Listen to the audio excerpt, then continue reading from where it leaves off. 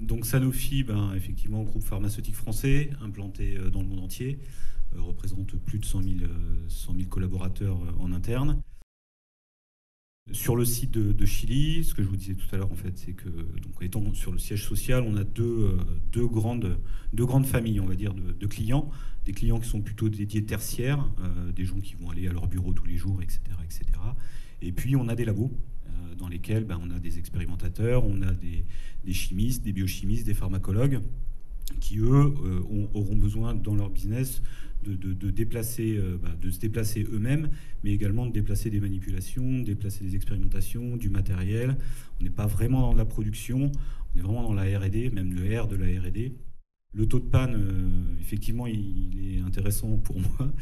C'est l'indicateur principal que je demande à regarder. Depuis 2009 qu'on travaille avec vous sur le site de Chilly-Mazarin, il n'a cessé de descendre. Et on est toujours en exploration de nouveaux process, de nouvelles fonctionnalités, de pouvoir continuer à le faire évoluer dans le bon sens pour moi. Et c'est vrai qu'on était en train de se dire, mais qu'est-ce qu'on va pouvoir trouver pour aller encore plus loin, justement dans ce taux de panne et dans la disponibilité des appareils. Et là, je me rappelle de Pierre et Afid qui sont arrivés.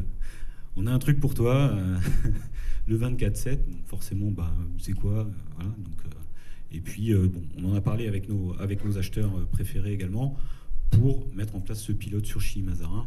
Et les effets parlent d'eux-mêmes. C'est pas des chiffres pour faire plaisir, c'est vraiment la réalité. On a un taux de disponibilité et un taux de panne qui baisse.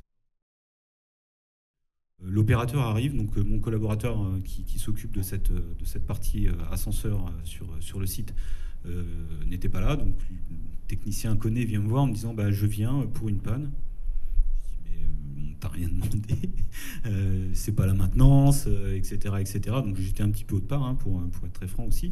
Et il me dit mais non, c'est le système Watson là, c'est le système IBM, votre système 24/7 qui vient de me demander une opération urgente. Parce que, a priori, il y a une panne qui arrive, quoi. Donc j'étais assez surpris, agréablement, bien entendu. Donc il s'est empressé d'aller regarder ce... Alors j'ai plus le détail en tête réellement de cette panne, mais on n'a pas installé ça sur des appareils qui ne nécessitaient pas de le faire. On a 45 appareils sur le site, grosso modo. Il y en a qui sont plus critiques que d'autres, soit pour déplacer les gens dans les tertiaires, soit pour déplacer des expérimentations dans les labos. On l'a bien entendu mis sur des appareils qui sont critiques pour nous. La suite pour nous, déjà, c'est de faire un retour d'expérience. Je pense qu'on a quand même beaucoup d'éléments positifs sur le système. J'ai pas en tête d'éléments négatifs de toute façon. La mise en œuvre est facile.